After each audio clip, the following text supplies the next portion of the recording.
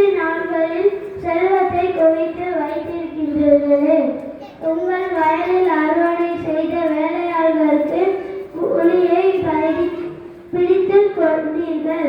அது கூக்குரலிடுகிறது. அறுவடை செய்தவர்களின் கூக்குரல் படைகளில் ஆண்டவருடைய செவிக்கு எட்டியுள்ளது. இவ்வுலகில் ஆடம்பரமாகவும் இன்பமாகவும் வாழ்ந்தீர்கள்.